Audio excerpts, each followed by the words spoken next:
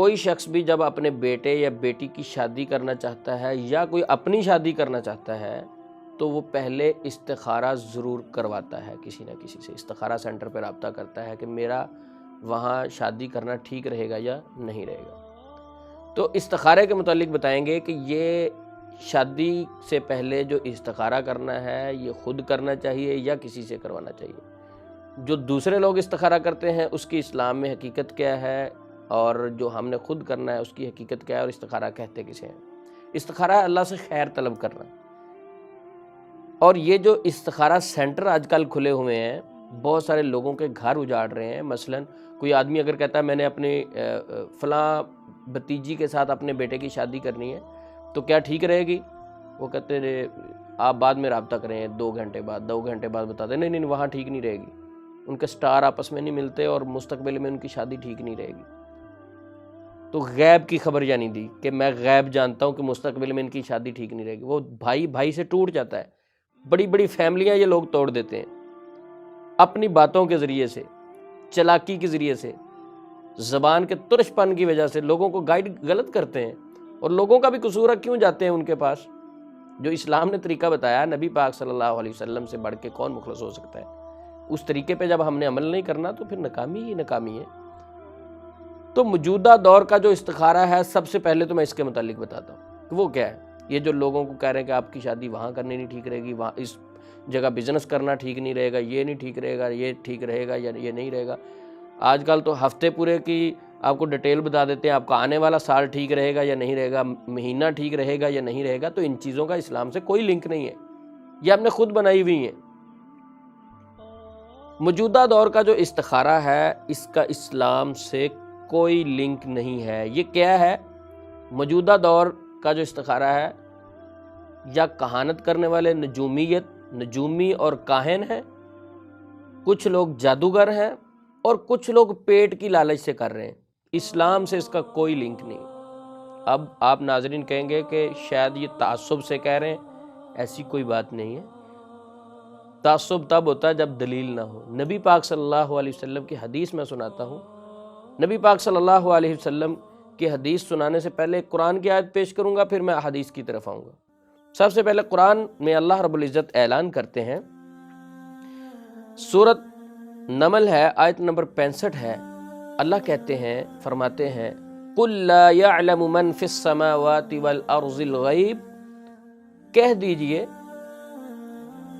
نہیں کوئی جانتا زمین و آسمان کا غیب الا اللہ، مگر میرا اللہ، یعنی اللہ کے علاوہ زمین و آسمان کی غیب کی خبریں کوئی نہیں جانتا، صرف اللہ جانتا ہے۔ سورۃ نمل آیت نمبر 65 خود مطالعہ کر کے دیکھیں۔ اور اللہ رب العزت نے آگے ایک بڑا اہم پوائنٹ پیش کیا سمجھانے کے لیے، وَمَا يَشْعُرُونَ أَيَّانَ يُبْعَثُونَ، یہ لوگ تو اس بات کی خبر بھی نہیں رکھتے کہ کب اٹھائے جائیں گے، یعنی اپنی جو موت ہے اس کے متعلق بھی خبر نہیں رکھتے کہ اس دنیا سے کب جائیں گے۔ یہ تو اپنا مستقبل نہیں جانتے، آپ کا کیا بتائیں گے؟ ان لوگوں کو کیا پتا مستقبل کا؟ غیب تو میرے اللہ جانتے ہیں۔ جائیے قرآن میں اللہ اعلان کر رہے ہیں۔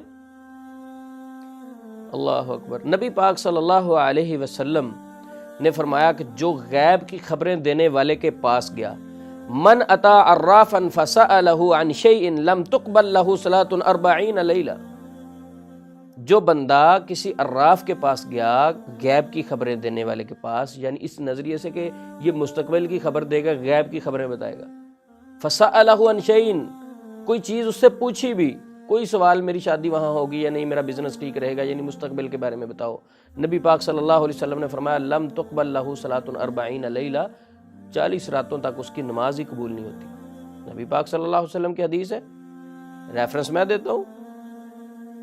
اور اسی طرح دوسری حدیث میں نبی پاک صلی اللہ علیہ وسلم نے کچھ یوں فرمایا، من اتا کاہنا او عرافا، جو کسی کاہن اور عراف کے پاس گیا، کسی نجومی کے پاس گیا، کسی ذائچے نکالنے والے کے پاس گیا، غیب کی خبریں دینے والے کے پاس گیا، فصدقہ بما یقول، اور اس سے کچھ پوچھنے کے بعد اس کی باتوں کی تصدیق بھی کر دی کہ یہ ٹھیک کہہ رہا ہے، جادوگر، یہ نجومی ٹھیک کہہ رہا ہے، اس نے میرے مستقبل کے بارے میں جو کہا ہے نا کہ بیٹی کی شادی، بیٹے کا رشتہ فلاں جگہ مستقبل میں نہیں ٹھیک رہے گا، یہ ٹھیک کہہ رہا ہے۔ فقد کفر بما انزل علی محمد صلی اللہ علیہ وسلم، اس نے تو نبی پاک صلی اللہ علیہ وسلم پر نازل ہونے والے دین کا انکار کر دیا، جو وحی نازل ہوئی اس کا انکار کر دیا، منکر ہو گیا کہ کوئی وحی نہیں ہے۔ نبی پاک صلی اللہ علیہ وسلم فرما رہے ہیں، یہ میری کوئی ذاتی تعصب کی وجہ سے بات نہیں ہے۔ بہت سارے جادوگر میری ویڈیو کے نیچے کومنٹس دیتے ہیں کہ شاید ان کو کوئی مسئلہ ہے یا لوگوں کو غلط گائیڈ کر رہے ہیں، میں دلیل دے رہا ہوں۔ مجھ سے کوئی ریفرنس پوچھنا چاہتا ہے پوچھے، کومنٹس میں ریفرنس دیتا ہوں، حدیث کا نمبر دیتا ہوں، پکچریں سینڈ کر دیتا ہوں، جیسی چیز چاہیے۔ یہ نبی پاک فرما رہے ہیں کہ غیب کی خبریں دینے والے کے پاس جانے والا، اور جو بندہ استخارہ کرتا ہے کیا وہ غیب کی خبر نہیں ہے؟ مثلا میں کسی کو فون کرتا ہوں کہ میری فلاں جگہ شادی ٹھیک رہے گی یا نہیں، میں فلاں بندے سے بزنس کرنے لگا ہوں، ٹھیک رہے گا یا نہیں، یہ تو مستقبل کی خبر ہے۔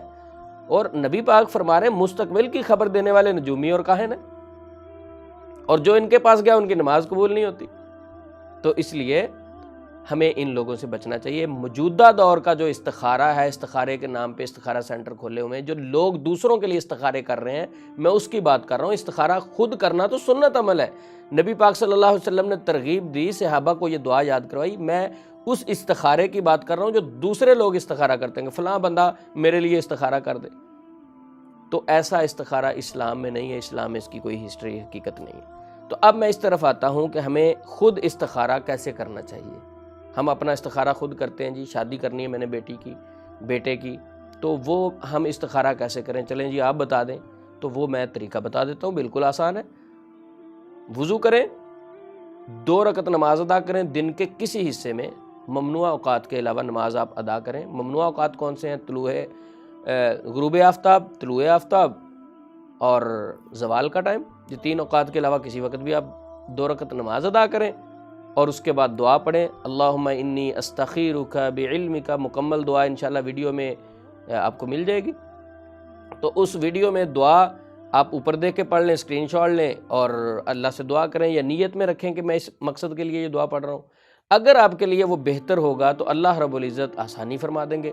اگر وہ رشتہ کرنا بہتر نہیں ہے تو کوئی رکاوٹ آئے گی، خود بخود ختم ہو جائے گا، اللہ کی مرضی اس میں شامل ہو جائے گی۔ اور استخارہ کرنے کے بعد یہ بات بھی ذہن میں رکھے، سونا ضروری نہیں ہے، یا استخارے کے بعد بات کرنے میں کوئی منع نہیں ہے۔ استخارے کی دعا وہ دعا ہے سمپل، دعا کرنے کے بعد دل کا مطمئن ہونا ضروری ہے کہ آپ کا کسی کام پہ دل مطمئن ہو جائے گا یا دل اس سے اٹھ جائے گا، شرح صدر ہو جائے گی اس معاملے کے بارے میں۔ اور اس کا کوئی غیب سے لنک نہیں ہے کہ کوئی غیبی آواز آئے گی کان میں، وہ صرف فلاں بندے کو آتی مجھے نہیں آتی، ایسا کوئی معاملہ نہیں ہے۔ اور خواب آنا بھی ضروری نہیں ہے، اور یہ بھی ضروری نہیں کہ صرف رات کو استخارہ ہوتا، دن میں نہیں ہو سکتا۔ تو یہ ساری غیر شرعی چیزیں آج کل استخارہ سینٹروں کے نام پہ لوگوں کو لوٹ رہے ہیں۔ کچھ لوگ فی سبیل اللہ استخارے کا کہہ کے بعد میں کہہ دیتے ہیں جادو ہے، فلاں معاملہ ہے آپ کے ساتھ، اور اس بہانے سے پھر لوٹتے رہتے ہیں اور گمراہی کی طرف لے کے جاتے ہیں۔ ناظرین، اگر آپ کو ہمارے ویڈیوز سے کچھ نہ کچھ مل رہا ہے، کچھ تربیت نظر آ رہی ہے، یا ہم پازیٹیو کام کر رہے ہیں، تو پھر ہمارا ساتھ دیں۔ ساتھ کی انداز سے آپ کا چاہیے ہماری ویڈیوز کو شیئر کریں، لائک کریں، ہمارے